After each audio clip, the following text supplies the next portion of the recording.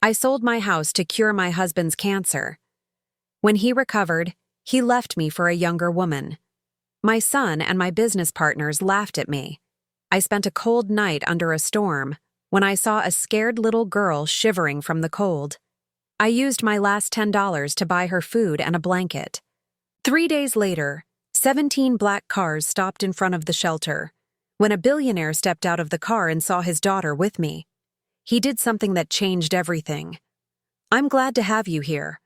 Follow my story until the end and comment the city you're watching from so I can see how far my story has reached. My name is Gretchen, and at 65 years old, I learned that love can be the most expensive mistake you'll ever make. It started with a phone call on a Tuesday morning in March. I was arranging fresh flowers in the antique shop I'd built from nothing over 30 years when my phone rang. The voice on the other end belonged to Dr. Martinez, and the words he spoke changed everything.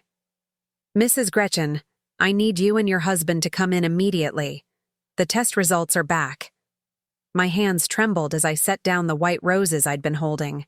Damon had been complaining about fatigue for months, but we'd both attributed it to his age. He was 68 after all. Men his age were supposed to slow down. The diagnosis was pancreatic cancer. Stage 3.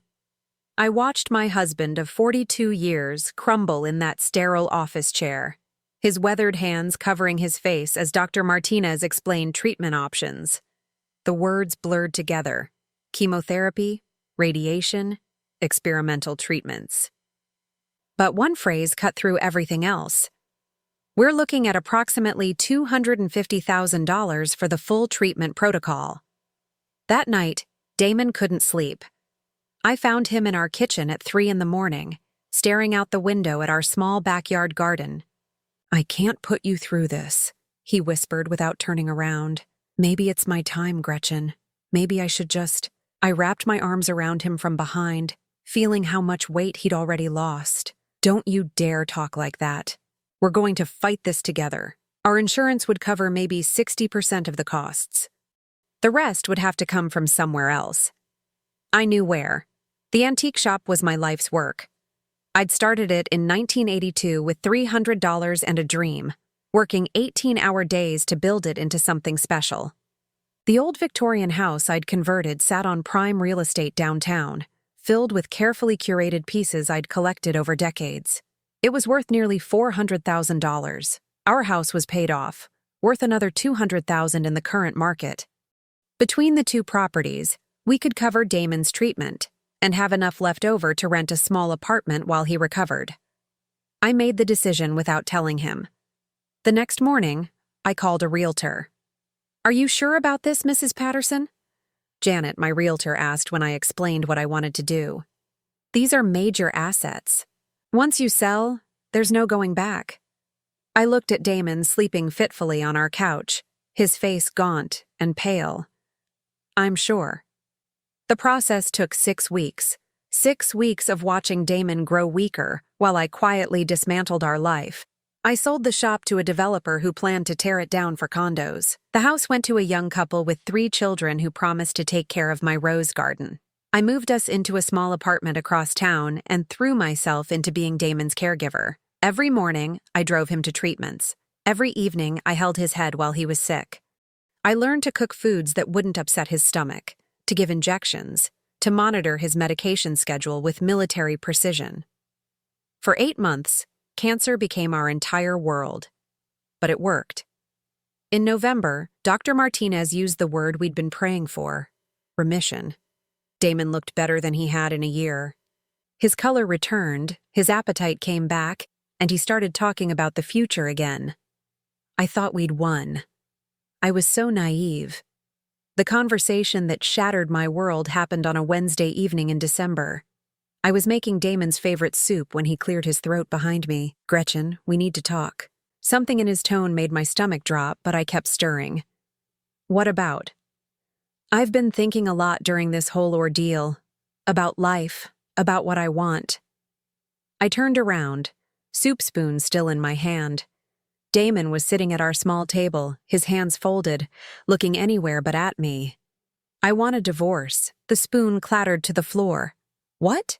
"I know this is difficult, But I've realized that I want to spend whatever time I have left being truly happy. Haven't we been happy? My voice sounded strange, distant. I thought, after beating the cancer together. Damon finally looked at me, and I saw something I'd never seen before: indifference. Gretchen, you're a good woman, but we've been living like roommates for years. I want passion. I want to feel alive again. Feel alive again? I repeated. I sold everything to save your life. I spent 8 months taking care of you. I gave up my business, my home, everything I built. I never asked you to do that. Those words hit me like a physical blow. I grabbed the counter to steady myself. You never asked me? You're my husband. Of course I did it. Well, now I'm asking for my freedom. That's when I understood. This wasn't a sudden decision born from surviving cancer. This was planned. There's someone else, isn't there? Damon's silence was answer enough. Who is she? Her name is Sarah. She was one of my nurses during treatment. I felt like I was falling down a deep well. Sarah. I remembered her. Pretty, blonde, maybe 32 or 33. She'd always been extra attentive to Damon, always smiling and laughing at his jokes. I'd thought she was just being professional. How long? I whispered. Does it matter? How long, Damon? He sighed. Since July. July, right in the middle of his treatment. While I was selling my life's work to pay for his care, he was falling in love with another woman. I want you out by the end of the month, he said, standing up. I'll give you 30 days to find somewhere else to live. This is my apartment too. I'm the one who rented it. My name is on the lease. Sarah will be moving in after the holidays. It would be awkward for all of us if you stayed. I stared at this man I'd loved for 42 years. This man I'd sacrificed everything to save, and I didn't recognize him. Where am I supposed to go? I don't have any money. I spent everything on your treatment. That's not my problem anymore, Gretchen. The next week was a nightmare. I called our son Robert, thinking surely he would understand. Surely he would be outraged by his father's behavior. Mom, I think you need to accept that Dad has the right to be happy, he said when I explained what was happening. You two haven't been in love for years. Everyone could see that. Robert, I gave up everything to save his life. And that was your choice. But you can't hold that over his head forever. I'm not holding anything over his head. I'm just trying to understand how you can support this. Robert sighed, sounding irritated. Look, Mom, you've always been dramatic. Dad told me how you've been guilt-tripping him about the money. Sarah makes him happy in a way you haven't for years. He told you about Sarah? Of course he did. He's been miserable, Mom. Give him a break. I hung up, feeling more alone than ever. My own son was taking his father's side, painting me as the villain in this story. But the worst was yet to come.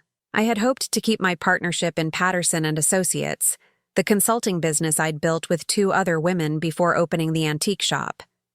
It wasn't much, but it would give me a small income while I figured out what to do next. Margaret and Susan called me into the office 2 days after New Year's. Gretchen, we've been discussing your situation, Margaret said, not meeting my eyes. Given everything you're going through personally, we think it might be best if you stepped back from the business. Stepped back? I repeated. I helped found this company. Susan leaned forward, her expression falsely sympathetic. We're concerned about your emotional state. The divorce, the financial stress, it's affecting your judgment. What are you talking about? I've been working here for 20 years. You missed 3 client meetings last month, Margaret said. You seem distracted, unfocused. I was dealing with my husband's cancer treatment and then a divorce. Of course I was distracted.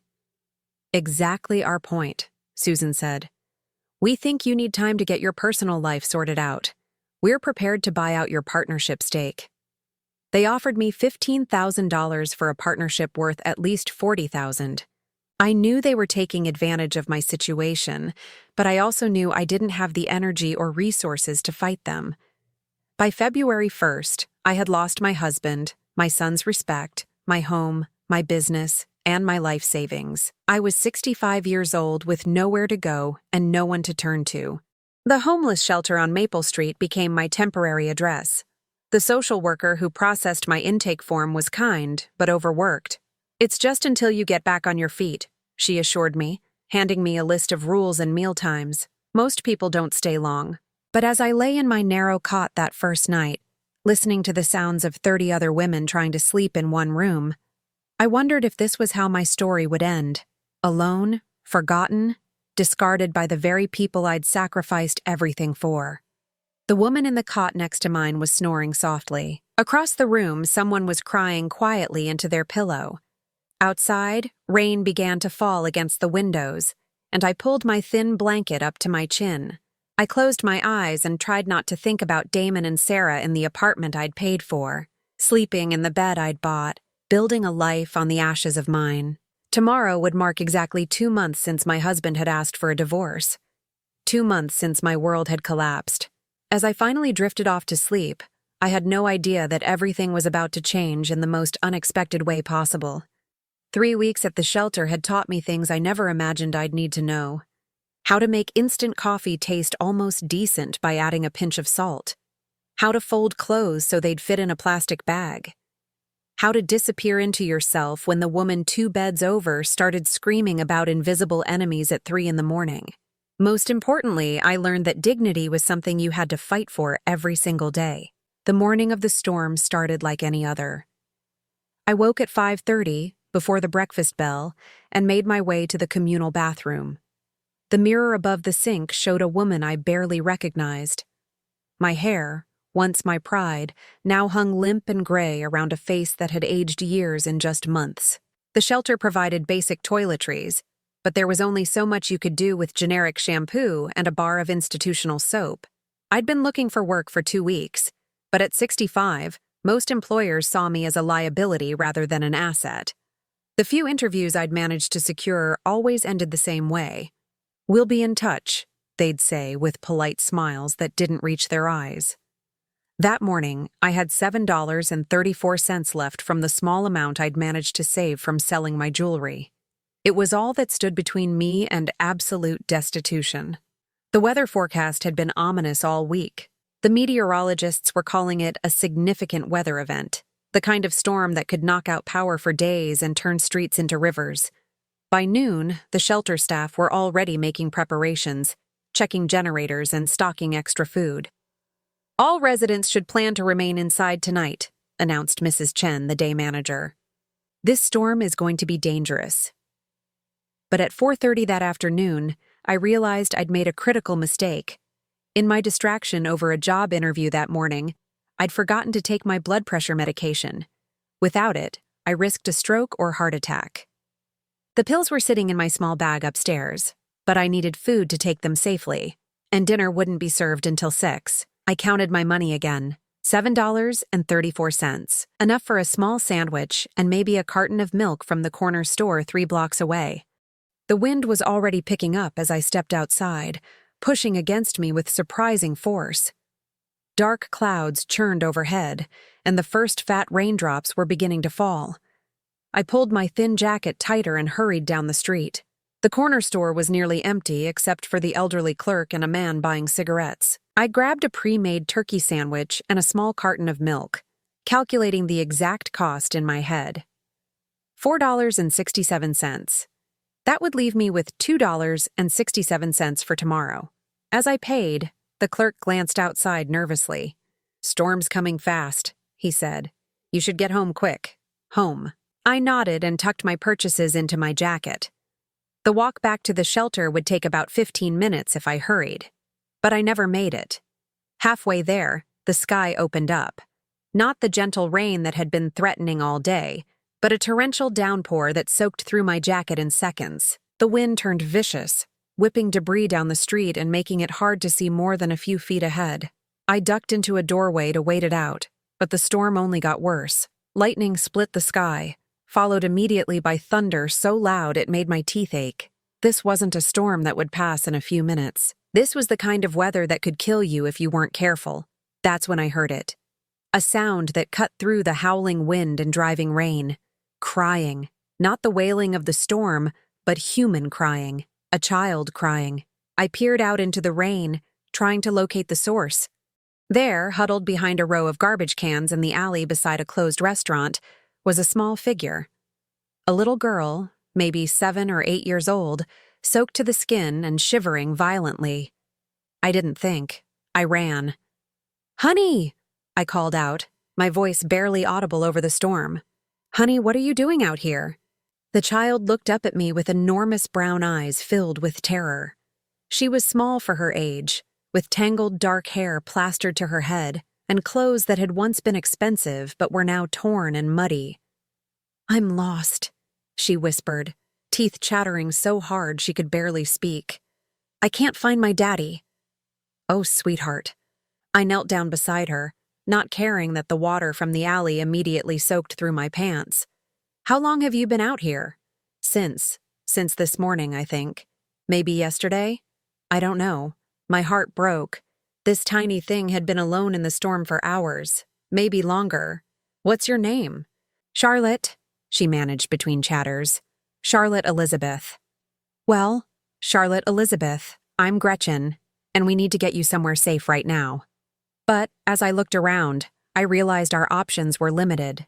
The restaurant behind us was closed, its metal security gate pulled down tight. The other buildings on this block were mostly offices, equally shuttered. The shelter was still 6 blocks away, and there was no way this little girl could make that walk in this weather. Then I remembered the 24-hour convenience store we'd passed. It wasn't ideal, but it would be warm and dry. "Can you walk?" I asked Charlotte. She nodded, though I could see she was exhausted and probably in mild shock.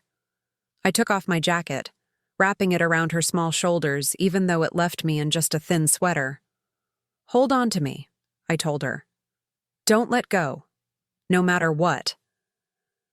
The 3 blocks to the convenience store felt like 3 miles. The wind kept trying to knock us down, and the rain came in sheets so thick we could barely see. I kept one arm around Charlotte and used the other to guide us along storefronts and parked cars. By the time we stumbled through the store's doors, we were both soaked and shaking. The clerk, a different one from earlier, looked up from his magazine with concern. "Jesus, lady, you shouldn't be out in this with a kid." "I know," I said, water dripping from my hair. "We got caught in it." The store was wonderfully warm, with fluorescent lights that seemed impossibly bright after the dark storm outside.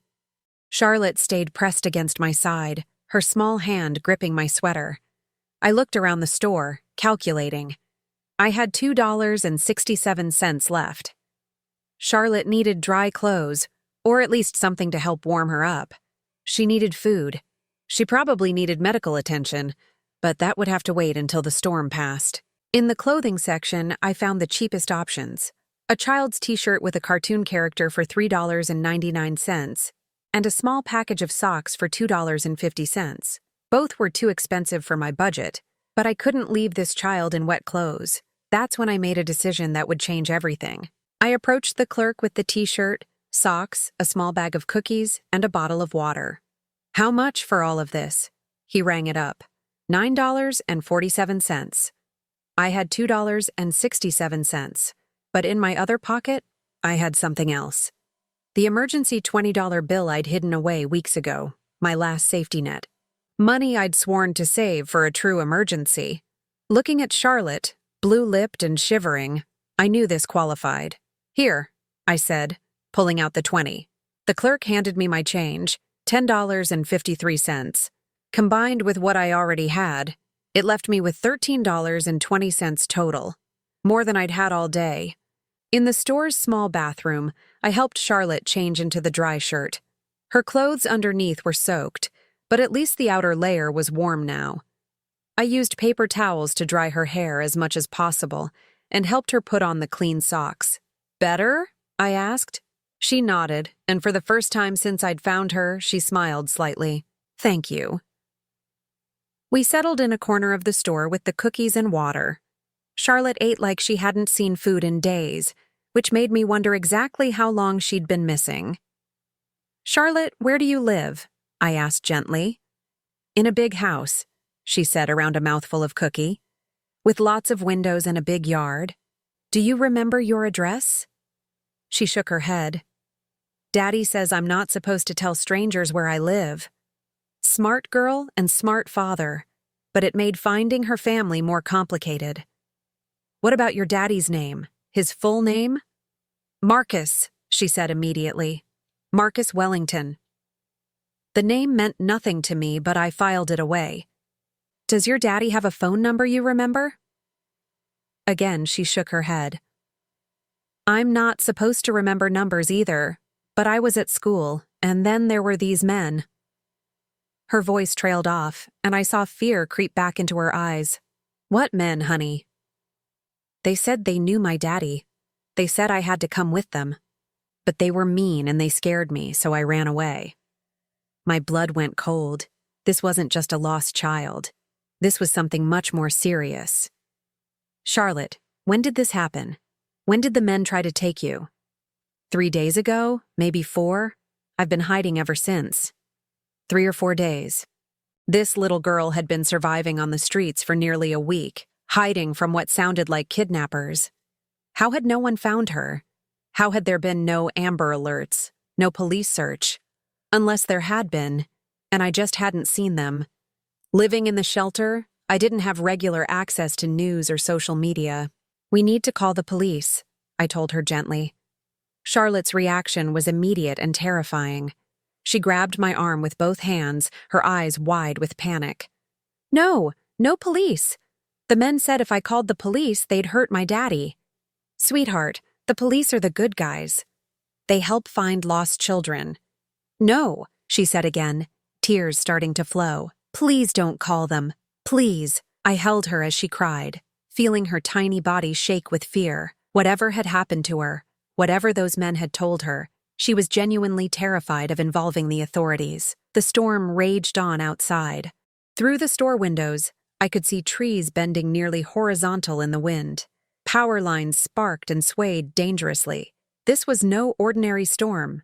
Okay, I said finally. No police tonight. But Charlotte, we have to find your daddy somehow. She nodded, wiping her nose on her sleeve.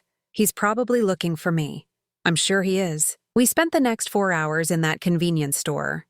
The clerk, whose name was Danny, turned out to be kind-hearted beneath his gruff exterior. When he realized what was happening, he stopped charging me for the hot chocolate from the machine and let us stay as long as we needed. Storm like this, nobody should be out there, he said. You can wait here until it passes. Around midnight, the worst of the weather finally moved through. The rain diminished to a steady drizzle, and the wind died down enough that we could hear ourselves think. We should try to find a safe place for you to sleep, I told Charlotte. Tomorrow we'll figure out how to find your daddy. But where could we go? I couldn't bring her to the shelter.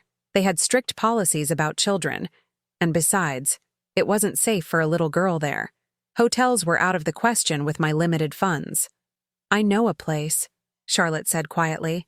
There's a park not far from here. It has a gazebo with a roof. The idea of spending the night in a park with a child made my stomach turn. But what choice did we have? As we prepared to leave the store, Danny called out to us.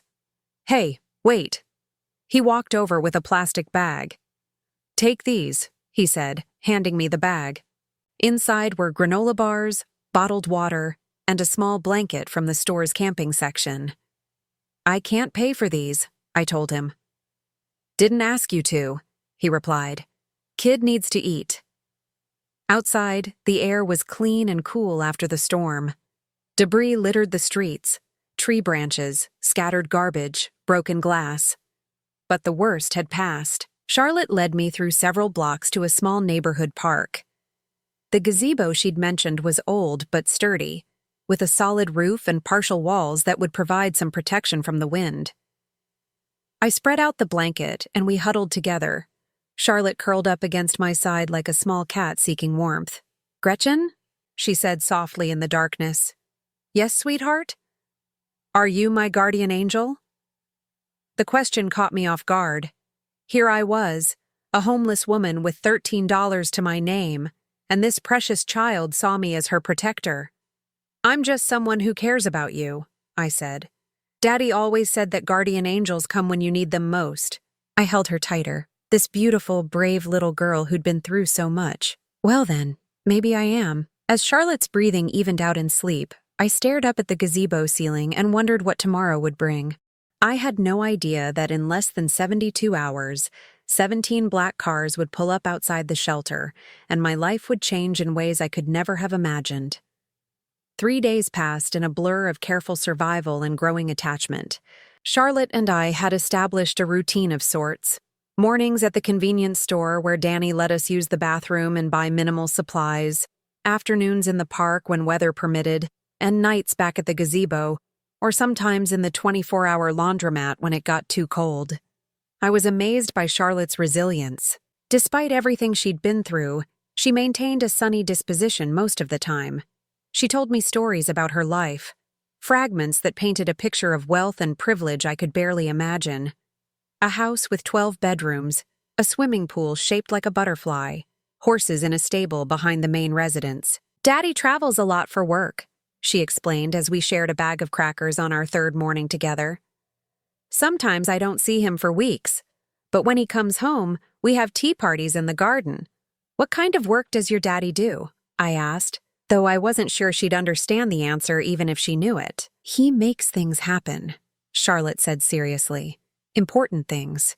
That's why the bad men wanted to take me, to make him do what they wanted." The more she talked, the more convinced I became that her father was someone significant. Wealthy enough to be a kidnapping target, important enough that professional criminals would risk taking his child. But if that was true, why hadn't I seen any news coverage? Why weren't there search parties, police alerts, FBI involvement?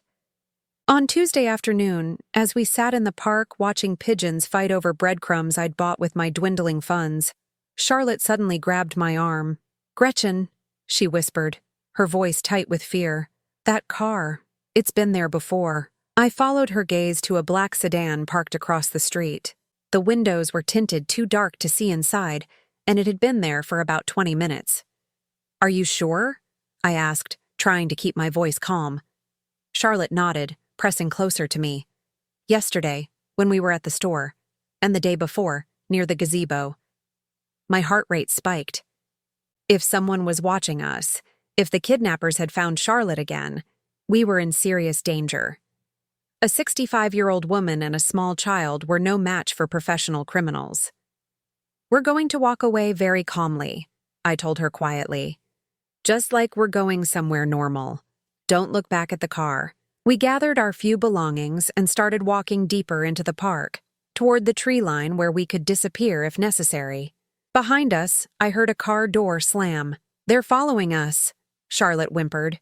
I picked up our pace, my mind racing. There was a shopping center about 6 blocks away, lots of people and security cameras, if we could make it there. "Excuse me." The voice behind us was male, authoritative. I didn't turn around. "Ma'am, please stop." I grabbed Charlotte's hand and started running. She kept up surprisingly well for such a small child, but I could hear footsteps gaining on us. "We're not going to hurt you." Right, that's what they all said. We made it maybe 2 blocks before a second black car appeared at the intersection ahead of us. Then a third came from our left. We were surrounded. Men in dark suits emerged from the vehicles. Not the rough criminals I'd expected, but professionals in expensive clothes with earpieces and the kind of bearing that suggested military or law enforcement backgrounds. I pulled Charlotte behind me, my heart hammering. "Stay back," I shouted. "I've called the police." It was a lie, but maybe they'd believe it. One of the men, older than the others with graying hair and kind eyes, stepped forward with his hands visible. "Mrs. Ma'am, my name is Agent Richards. We're not here to harm anyone. We're looking for Charlotte Wellington." Charlotte's grip on my hand tightened. "Is that your last name, sweetheart?" I asked quietly. She nodded, tears streaming down her face. But they might be lying. The bad men could be pretending. Agent Richards seemed to understand her fear. "Charlotte, honey, do you remember the song your daddy used to sing to you when you couldn't sleep? The one about the mockingbird?" Charlotte's eyes widened. "How do you know that?" "Because your daddy told me. He's been looking for you for 6 days, sweetheart. He's very worried." "Daddy's really looking for me?" "He is. And he's right here." Richard spoke into his earpiece, and moments later, the most expensive car I'd ever seen pulled up to the curb. Not just expensive, extraordinary. A Rolls-Royce that probably cost more than I'd made in 5 years. The man who stepped out took my breath away. He was tall, maybe 6'3", with dark hair silvered at the temples and the kind of presence that commanded attention without effort. His suit probably cost more than most people's monthly rent, and everything about him screamed power and wealth. But when he saw Charlotte, all of that fell away. "Charlotte! Daddy!" She broke away from me and ran to him, launching herself into his arms. He caught her and held her like she was the most precious thing in the world, his face buried in her hair as his shoulders shook with emotion. "Thank God," he whispered, his voice breaking. "Thank God you're safe." I stood there watching this reunion, suddenly acutely aware of my own appearance. My hair was unwashed, my clothes were the same ones I'd been wearing for 3 days, and I probably smelled like the laundromat where we'd spent last night. After several minutes, the man, Charlotte's father, set her down but kept one hand on her shoulder as he looked at me. "You're the woman who's been taking care of my daughter." It wasn't a question. His eyes were studying me intently, and I had the uncomfortable feeling that he could see straight through to my soul. Yes, I found her during the storm.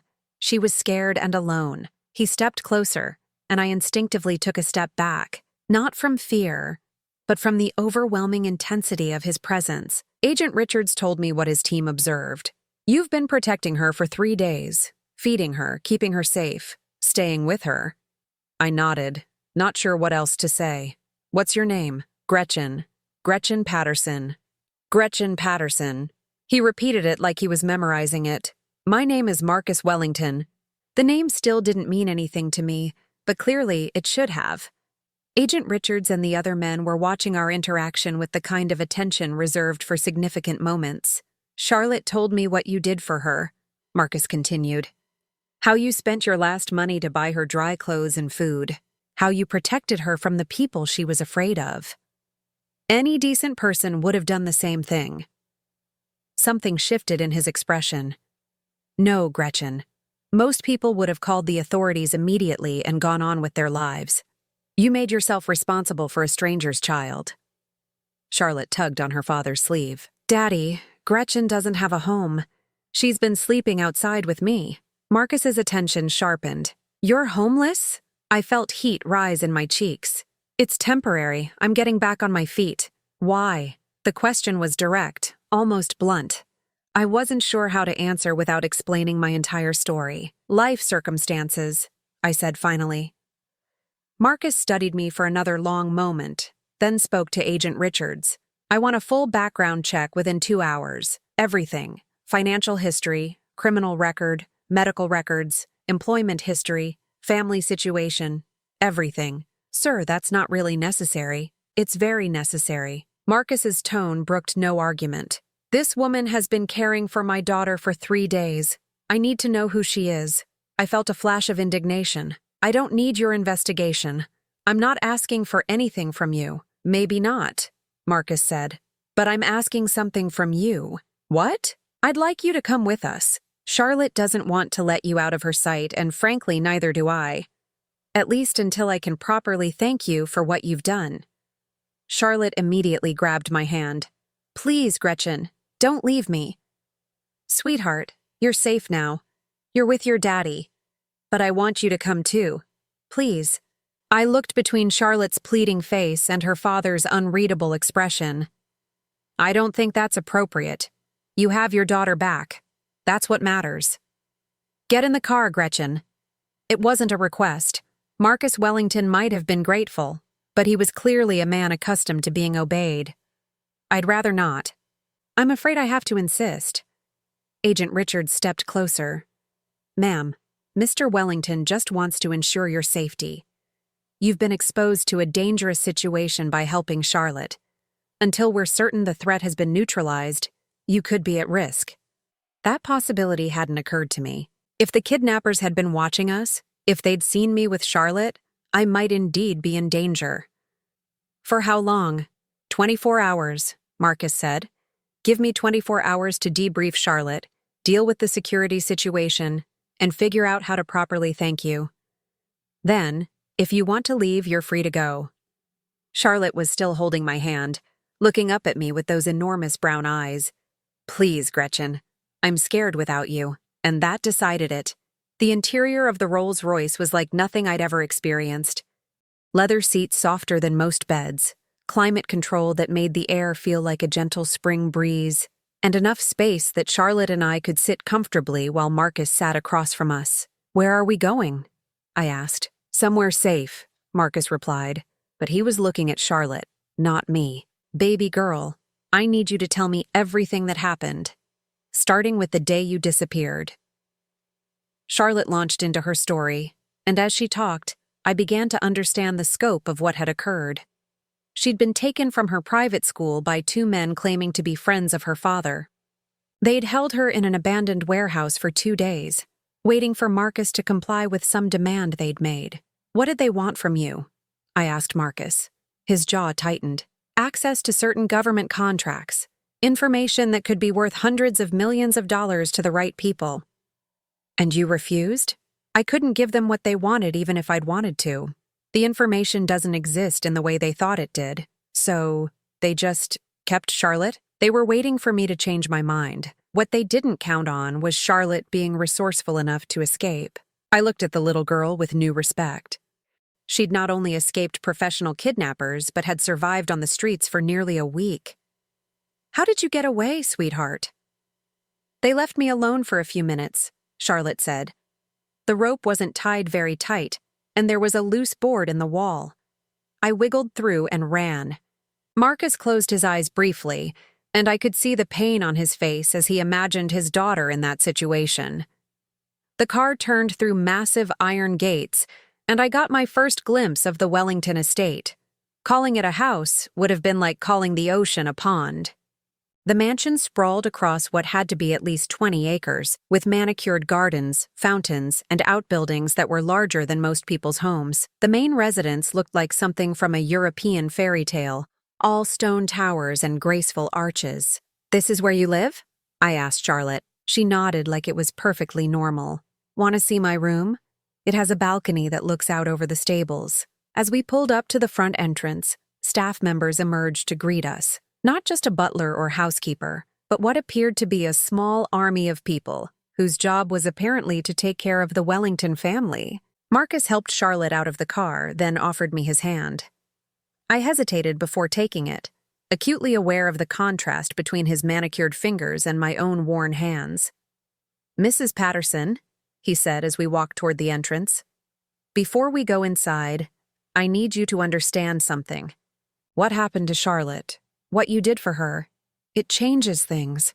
I don't know exactly how yet, but it does." I wasn't sure what he meant, but something in his tone made me think my 24 hours at the Wellington estate were going to be far more complicated than I'd anticipated. I had never imagined that taking a shower could feel like a religious experience. The guest suite Marcus had assigned me was larger than the entire apartment I'd shared with Damon.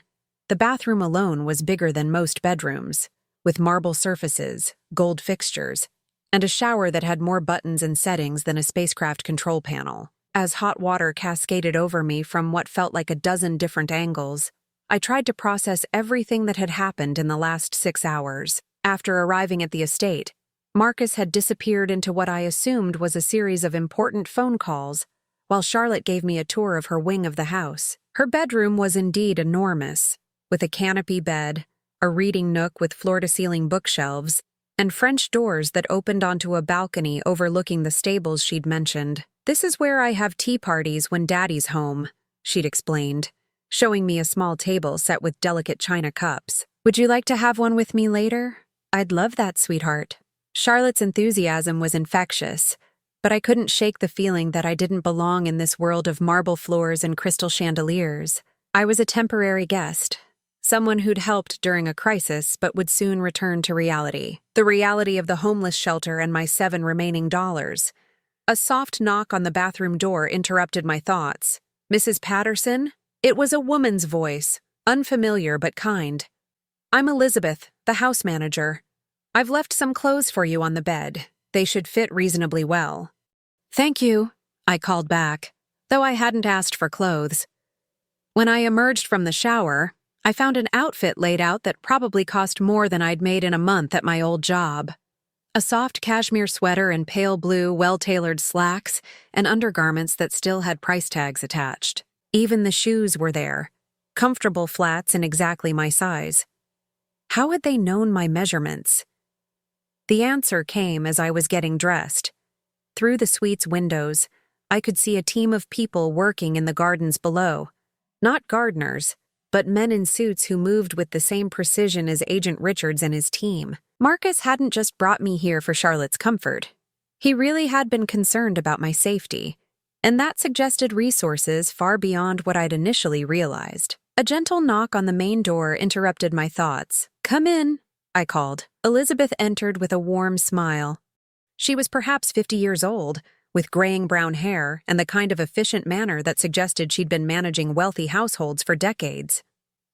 "How are you feeling, dear?" she asked, looking me over approvingly. "Much better, I imagine. The clothes are beautiful, but I can't accept them. I don't have any way to pay you back." Elizabeth's smile didn't waver.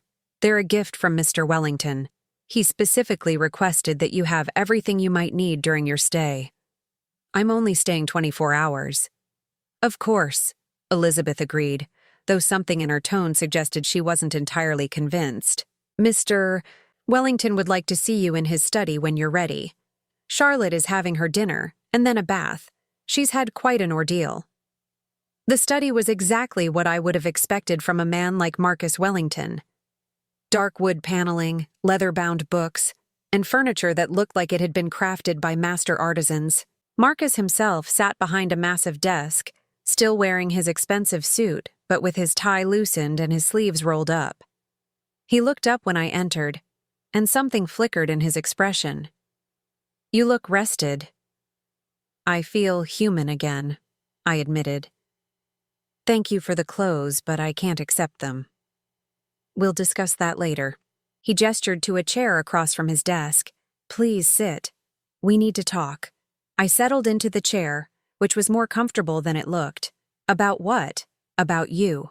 Marcus leaned back, studying me with those intense eyes. "I had my people run the background check I mentioned. I know about the divorce, the medical bills, your husband's betrayal.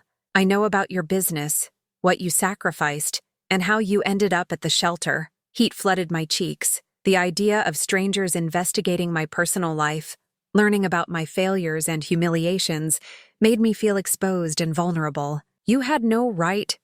"I had every right," Marcus interrupted smoothly.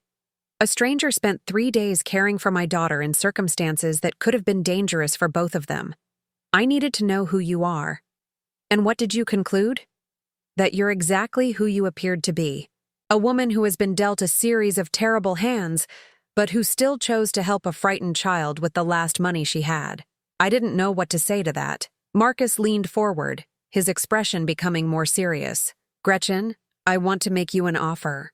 "What kind of offer?" "I need someone to help with Charlotte. Someone she trusts. Someone who understands what she's been through." He paused. "I travel frequently for business, sometimes for weeks at a time.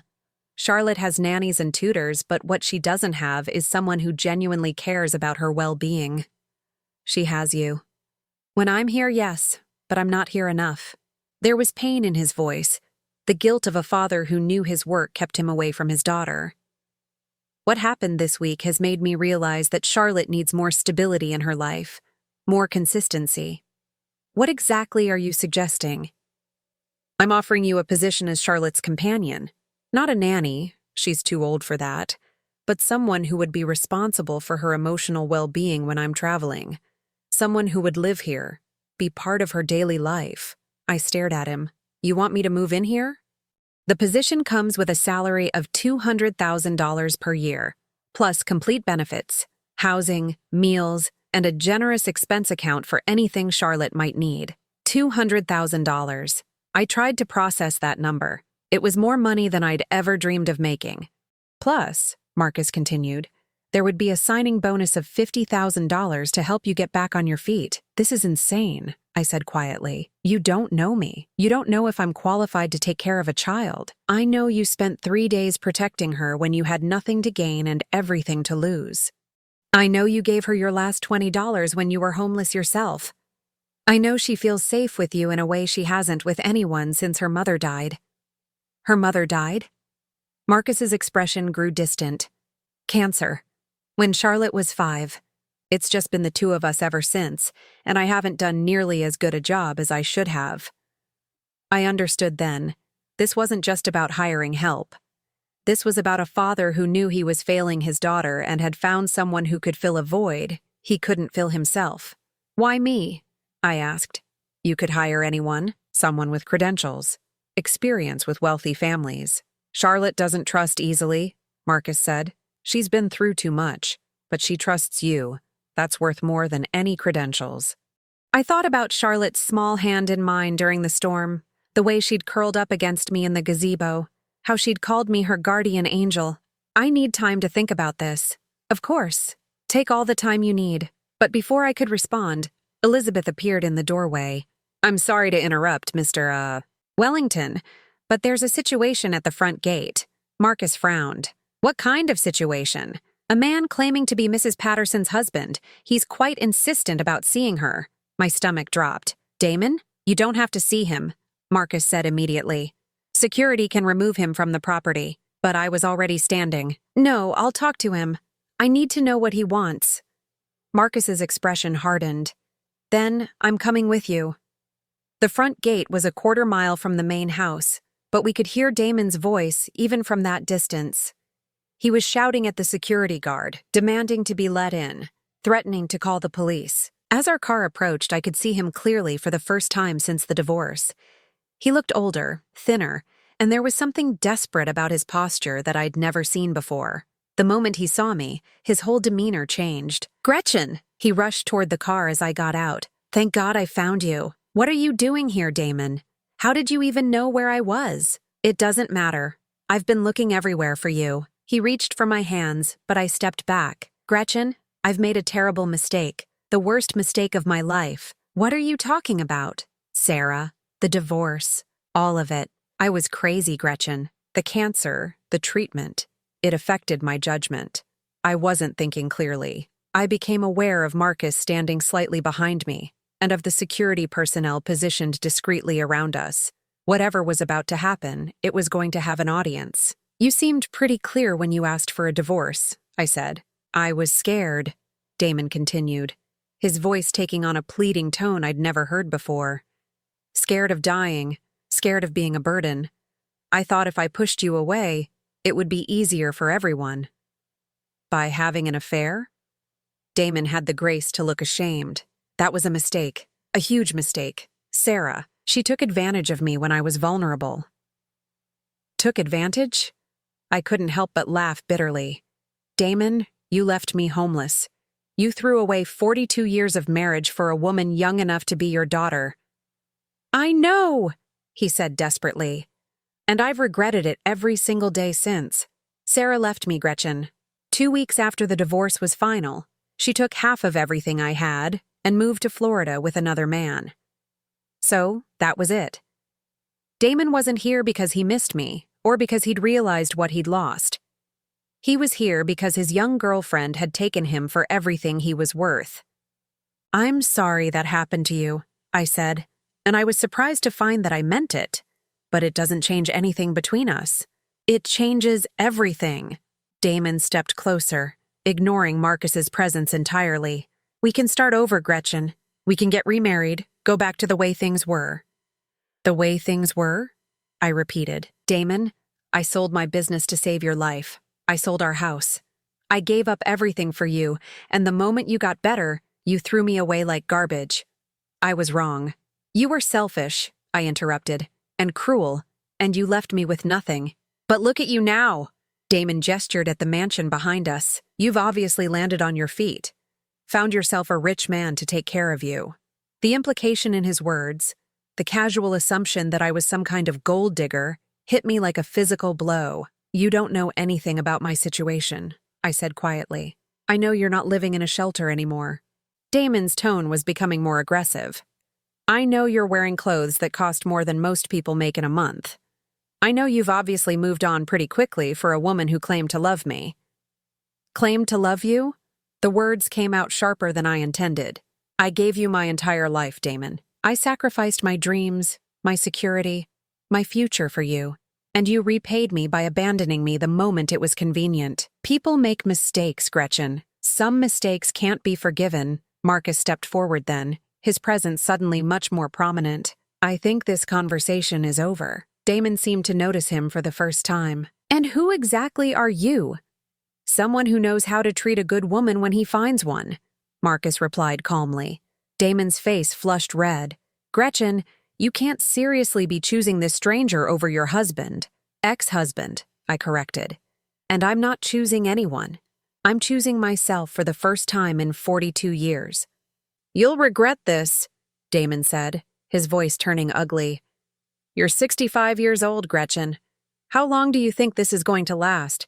What happens when he gets tired of you? That's enough, Marcus said, his voice carrying an authority that made even Damon step back. But the damage was done. Damon's words had hit their target, awakening every insecurity I'd been trying to suppress. I was 65.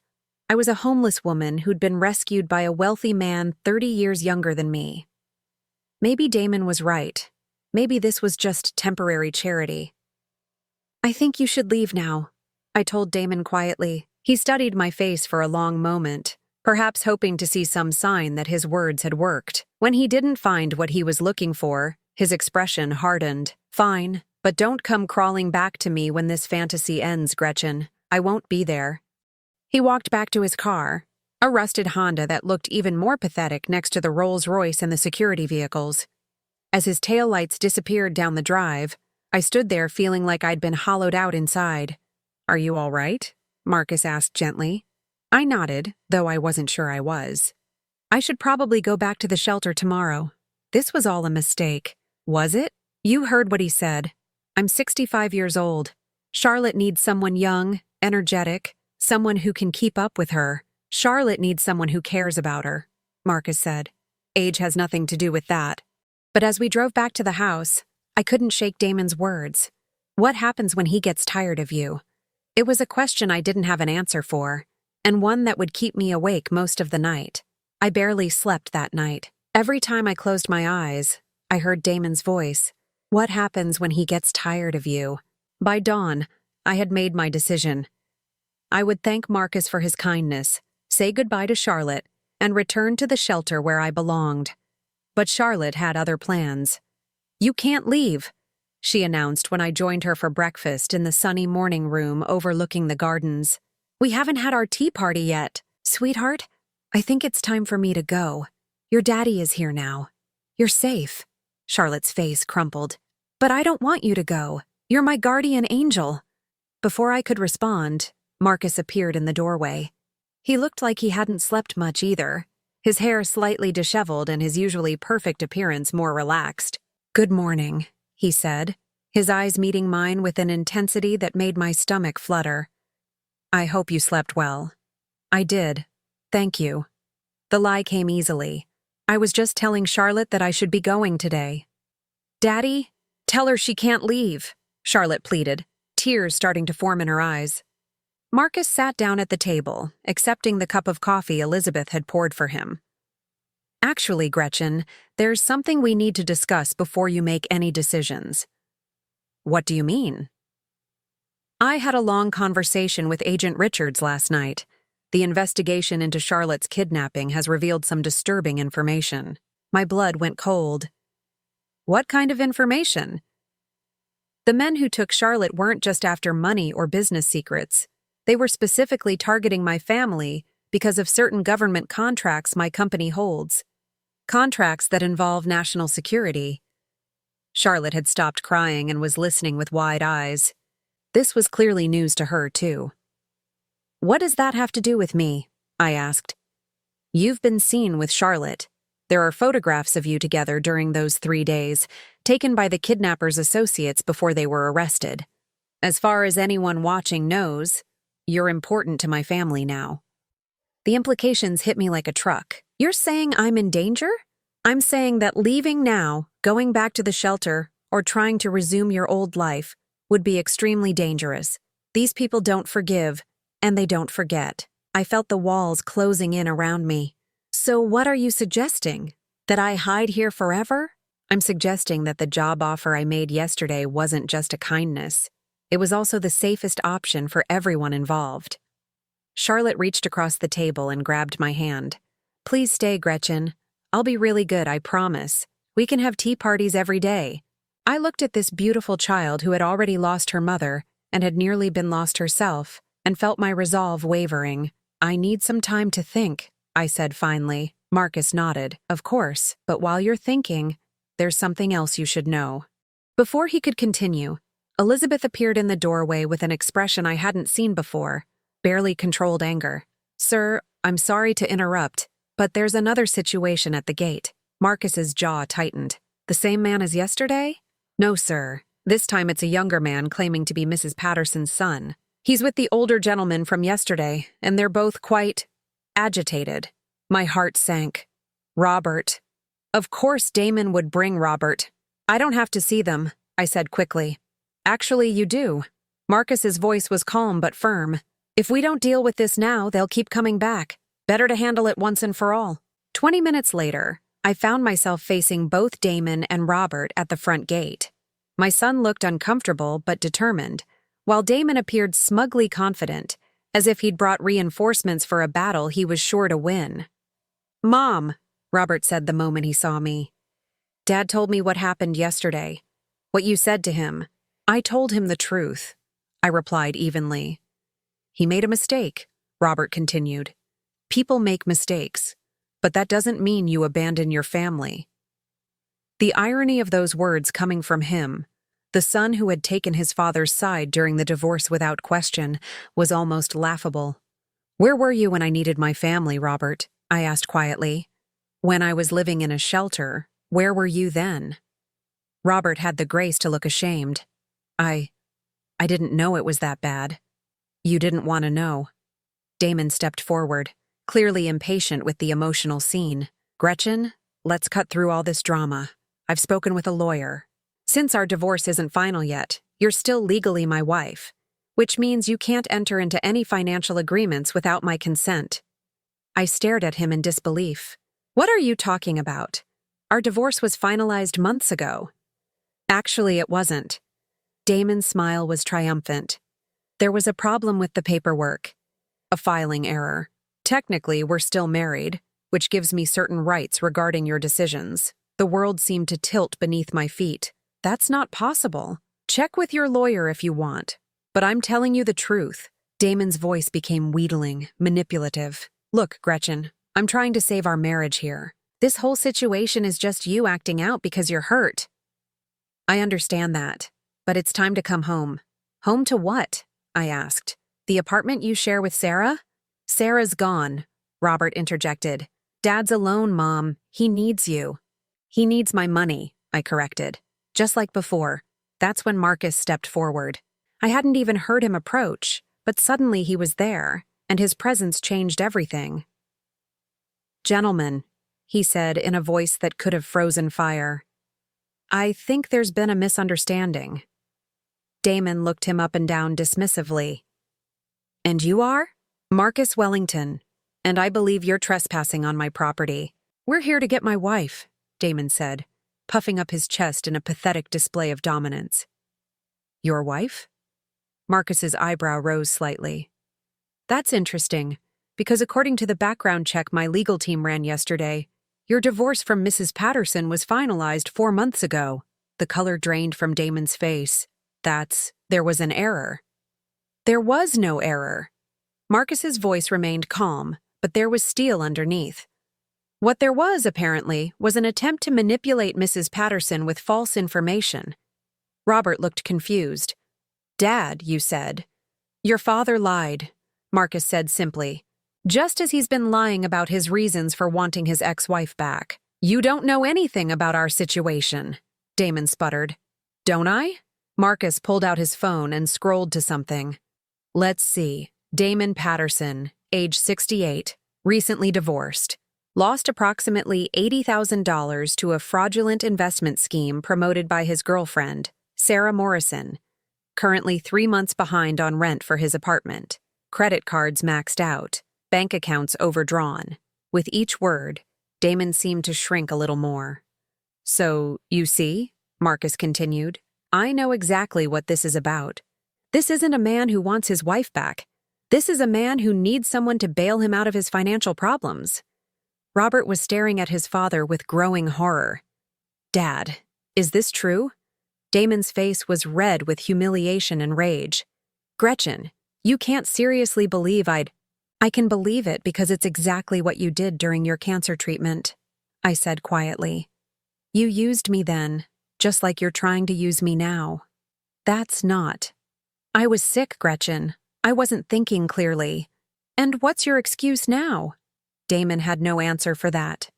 Marcus stepped closer, and I could see why Agent Richards and his team followed his orders without question. When Marcus Wellington wanted to be intimidating, he was terrifying. "Here's what's going to happen," Marcus said, his voice deadly quiet. "You're going to leave this property immediately. You're not going to contact Mrs. Patterson again. You're not going to harass her, threaten her, or attempt to manipulate her. If you do, you'll discover exactly how much influence a man with my resources can have over someone's life." "You can't threaten me," Damon said, but his voice was shaking. "I'm not threatening you. I'm making you a promise." Marcus paused, letting that sink in. "Mrs. Patterson is under my protection now. That means she's untouchable. Do you understand?" Damon understood.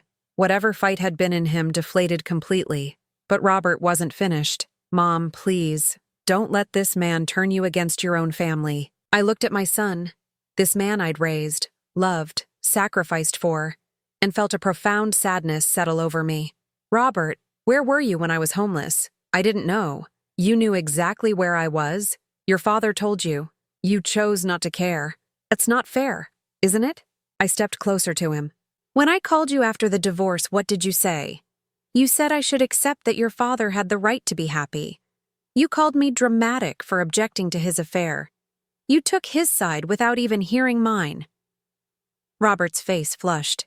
"He's my father. And I'm your mother. But that didn't seem to matter when it was inconvenient for you." "So that's it?" Robert's voice was rising. "You're choosing this stranger over your own family?" "I'm choosing myself," I said firmly. "For the first time in my life, I'm choosing what's best for me instead of sacrificing everything for people who don't appreciate it." "You'll regret this," Damon said bitterly. "Both of you will regret this." Marcus's expression didn't change. "Are you threatening my family, Mr. Patterson?" The word family hit me like a lightning bolt. Marcus had just referred to me as family. "Because if you are," Marcus continued, "I should mention that every word of this conversation is being recorded. Threatening the family of someone with government security clearance is a federal crime." That was the final blow. Damon and Robert left without another word, their heads down and their dignity in tatters. As their car disappeared down the drive, I felt like I'd just witnessed the end of a chapter of my life. "Are you all right?" Marcus asked gently. I nodded, though I wasn't entirely sure I was. "Did you mean it? What you said about family?" Marcus was quiet for a long moment. "Charlotte lost her mother when she was 5. I've been trying to be both parents to her, but I've failed in a lot of ways. She needs stability, love, someone who puts her first." He turned to look at me directly. "But it's more than that, Gretchen. In the 3 days you spent protecting her, Charlotte smiled more than she had in months. She laughed. She felt safe. You gave her something I hadn't been able to give her." "What's that?" "A mother's love."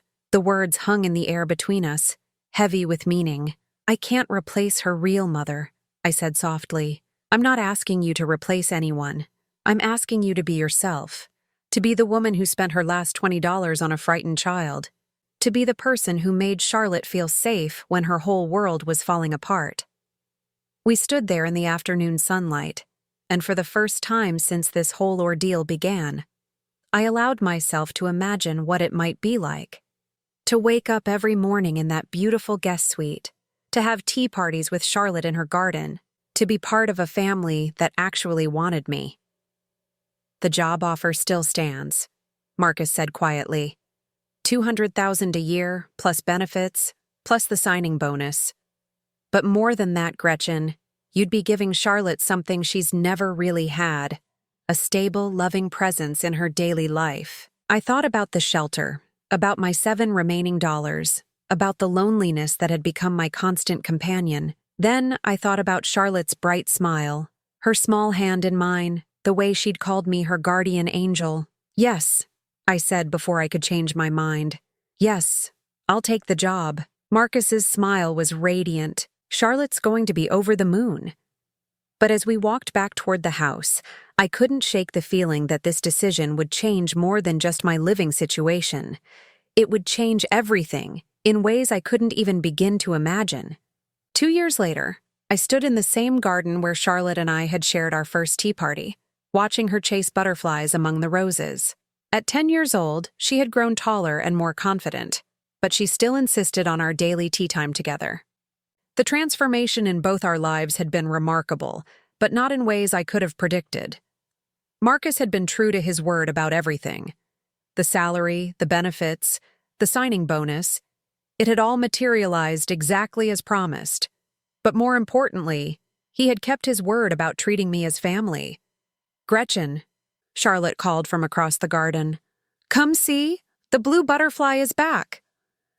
I made my way over to where she was crouched beside the lavender bushes, watching a magnificent blue morpho butterfly rest on the purple flowers.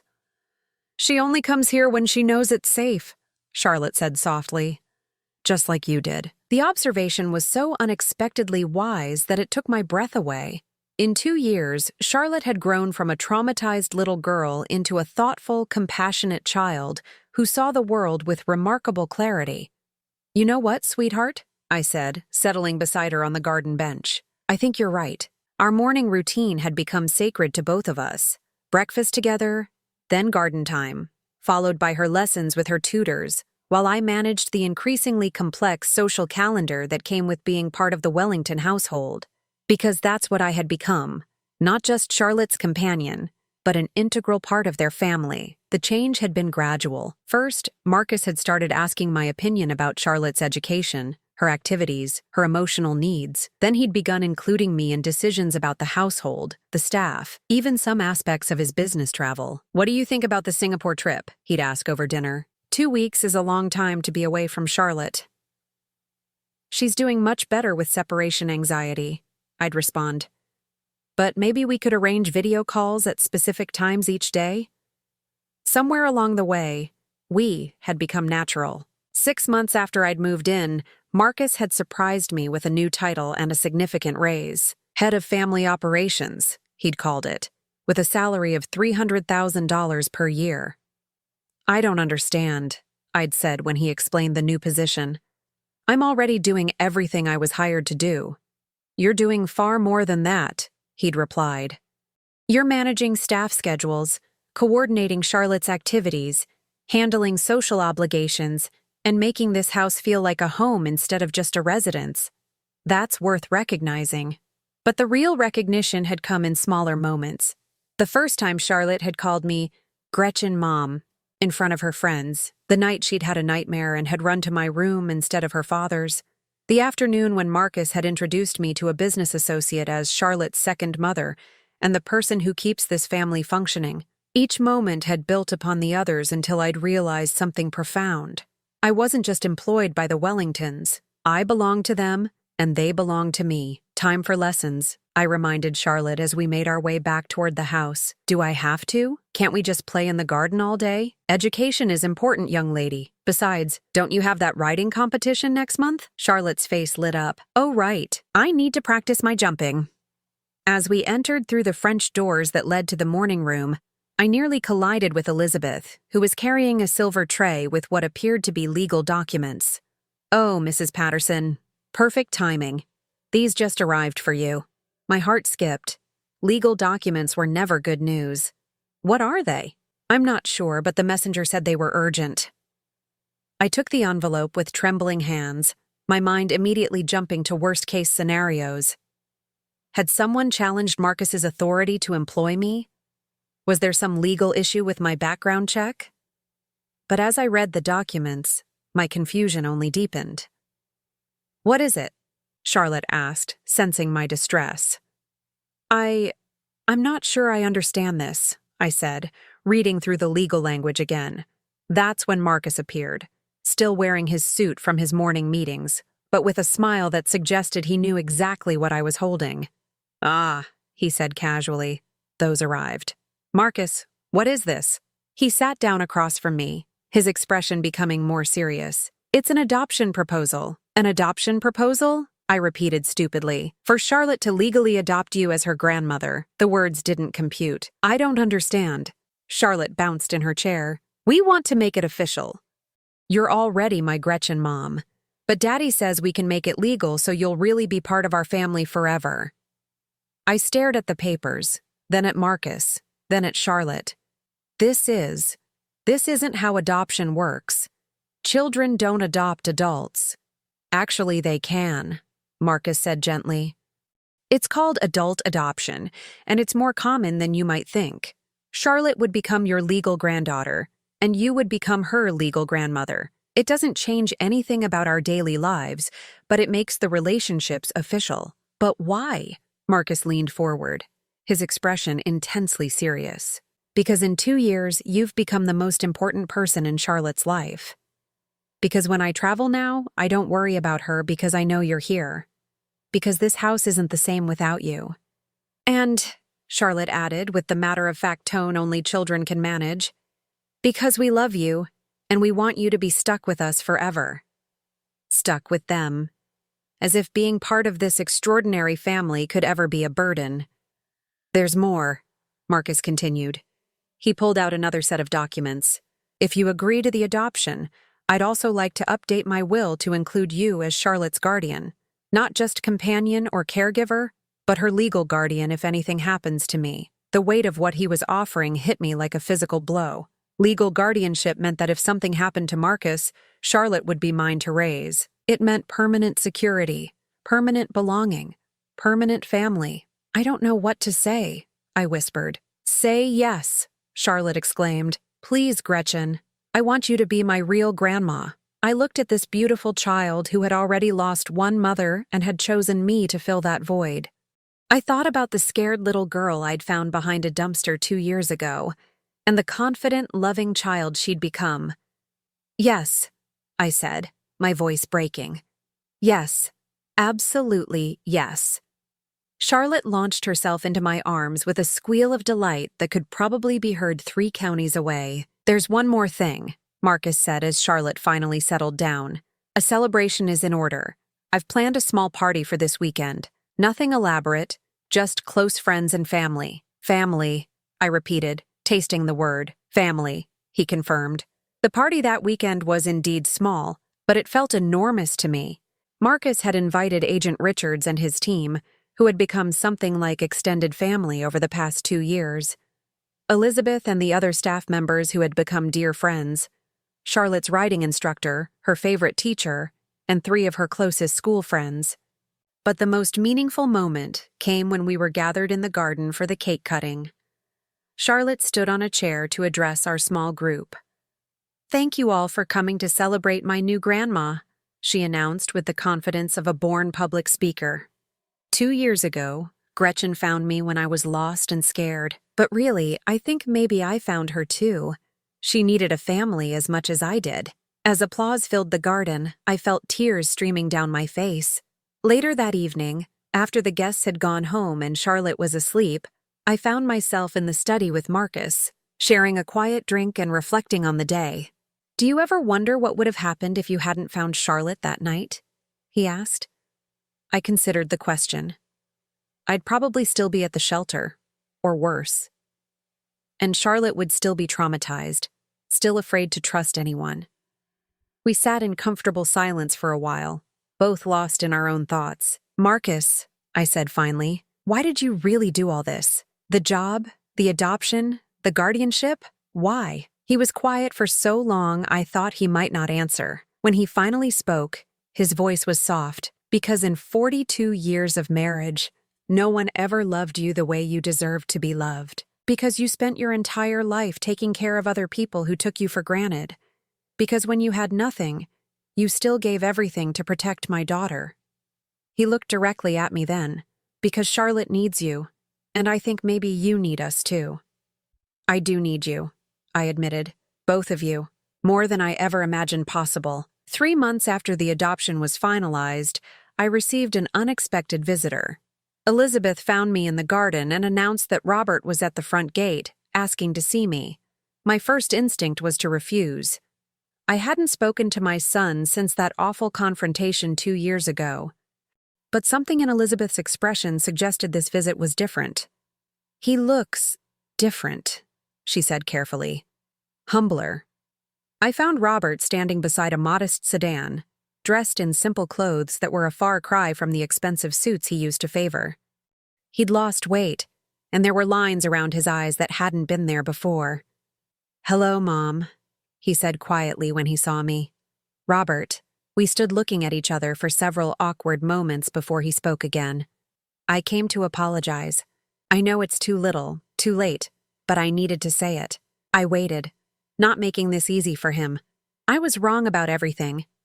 About Dad, about the divorce, about how I treated you. I was selfish and cruel, and I've regretted it every day since. What changed?" I asked. Robert looked down at his hands. "Dad came to me 6 months ago. He needed money, and I was the only family he had left. I gave him what I could, but it was never enough. He kept asking for more, making bigger and bigger demands. He looked up at me with eyes that held genuine remorse. I realized that's exactly what he'd done to you. Used you until there was nothing left, then discarded you when you couldn't give anymore. I tried to tell you that. I know. I should have listened." Robert's voice broke slightly. "I should have protected you instead of abandoning you." I felt my anger beginning to soften, replaced by sadness for the relationship we'd lost. "Robert, I appreciate the apology. I really do. But I can't just forget what happened. I understand. I don't expect forgiveness. I just wanted you to know that I see clearly now. What Dad did was unforgivable, and what I did was almost as bad." He reached into his car and pulled out a small wrapped package.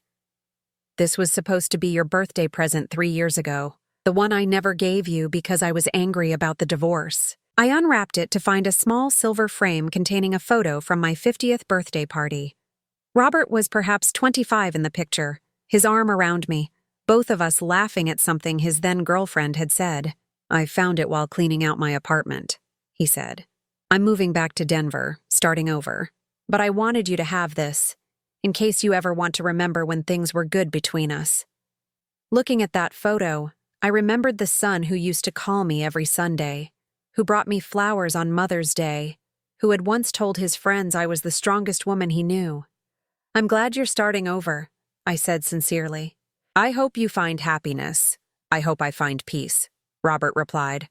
"I hope someday I can become the son you deserved." After he left, I stood in the garden for a long time, holding that photo and thinking about forgiveness, redemption, and second chances. That evening, Charlotte found me there. "You look sad, Gretchen Grandma," she said, using the new title she'd insisted on since the adoption. "Not sad, sweetheart, just thoughtful." "About what?" I showed her the photo. "About how sometimes people make terrible mistakes, but they can change if they really want to." Charlotte studied the picture seriously. "Is that your son? The one who was mean to you?" "Yes, but he apologized today. He said he was sorry for how he treated me. Do you forgive him?" The question, asked with such innocent directness, made me think. "I think I'm learning to," I said finally. Charlotte nodded sagely. "Daddy says forgiveness doesn't mean you have to trust someone again. It just means you stop letting their bad choices hurt you." Out of the mouths of babes. As we walked back to the house together, Charlotte's small hand in mine, I reflected on the extraordinary journey that had brought me to this moment. 2 years ago, I had been a broken woman with nothing left to lose. I had spent my last $20 on a frightened child and thought I was making the final gesture of a failed life. But that gesture had led to this: a family that cherished me, a home where I was valued, a future full of love and purpose. Sometimes guardian angels, I realized, come to save themselves as much as the people they protect. And sometimes the very act of giving everything away is what finally brings you everything you never knew you needed. standing in the doorway of the mansion that was now truly my home. Watching Charlotte skip ahead to tell her father about our garden conversation, I felt something I hadn't experienced in decades, complete and perfect peace. I was Gretchen Wellington now, grandmother to the most wonderful child in the world, and member of a family that had shown me what unconditional love really meant. At 67 years old, my real life had finally begun. Now I'm curious about you who listened to my story. What would you do if you were in my place? Have you ever been through something similar? Comment below. And meanwhile, I'm leaving on the final screen 2 other stories that are channel favorites, and they will definitely surprise you. Thank you for watching until here.